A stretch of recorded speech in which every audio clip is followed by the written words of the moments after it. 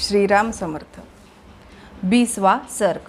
राजा दशरथ का विश्वामित्र को अपना पुत्र देने से इनकार करना और विश्वामित्र का कुपित होना। विश्वामित्र जी का वचन सुनकर दशरथ 2 घड़ी के लिए संज्ञा शून्य हो गए।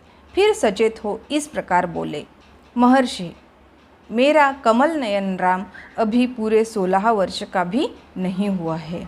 मैं इससे राक्षसों के साथ युद्ध करने की योग्यता नहीं देखता। यह मेरी अक्षयोनि सेना है, जिसका मैं पालक और स्वामी भी हूँ। इस सेना के साथ मैं स्वयं चलकर उन निशाचरों के साथ युद्ध करूँगा। ये मेरे शूरवीर सैनिक जो अस्त्र विद्या में कुशल और पराक्रमी हैं, राक्षसों के साथ जूझने में योग्यता रखते हैं। अतः इन्हें ही ले जाइए। राम को ले जाना उचित नहीं होगा। मैं स्वयं ही हाथ में धनुष लिए युद्ध के मुहाने पर रहकर आपके यज्ञ की रक्षा करूंगा, और जब तक इस शरीर में प्राण रहेंगे तब तक निशाचरों के साथ लड़ता रहूंगा।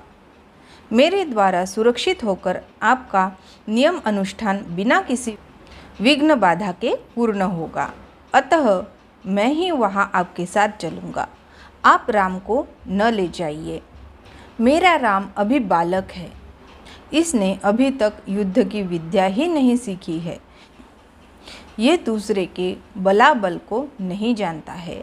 न तो यह अस्त्र बल से संपन्न है और न युद्ध की कला में निपुण है।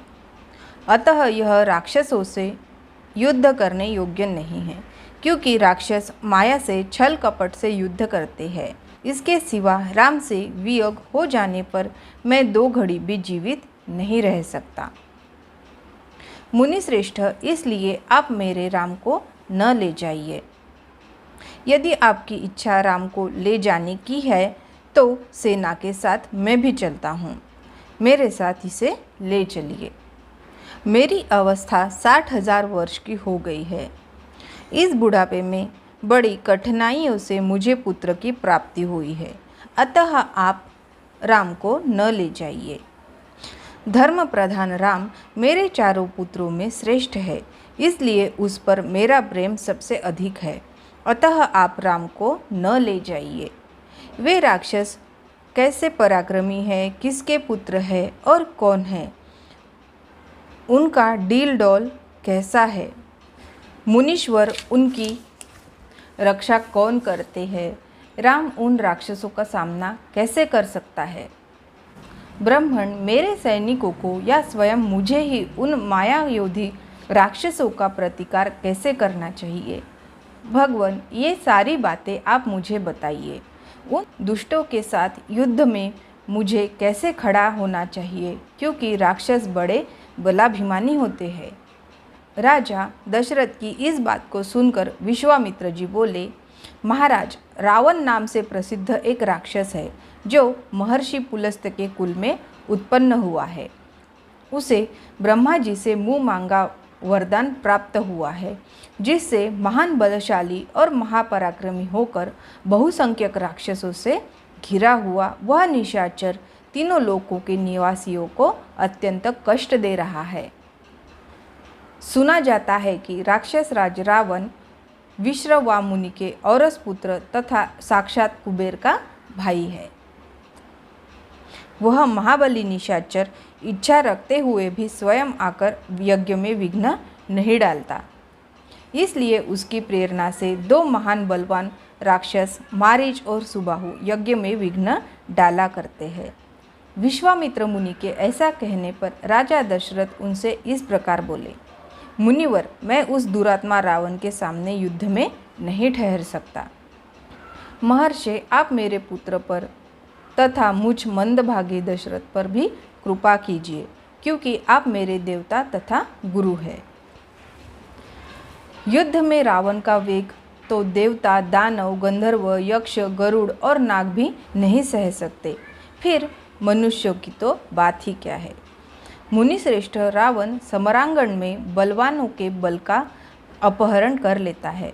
अतः मैं अपनी सेना और पुत्रों के साथ रहकर भी उससे तथा उसके सैनिकों से युद्ध करने में असमर्थ हूँ। ब्राह्मण, यह मेरा पुत्र युद्ध की कला से सर्वथा अनभिज्ञ है।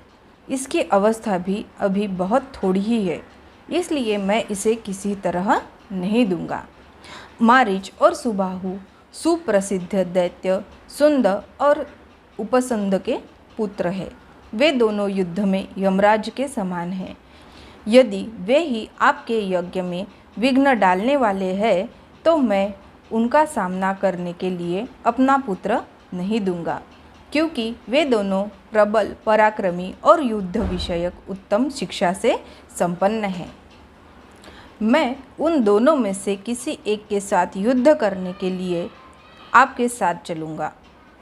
अन्यथा यदि मुझे न ले जाना चाहे तो मैं भाई बंधुओं सहित आपसे अनुनय विनय करूँगा कि आप राम को छोड़ दें। राजा दशरथ के ऐसे वचन सुनकर विप्रवर विश्वामित्र के मन में महान क्रोध का आवेश हो गया।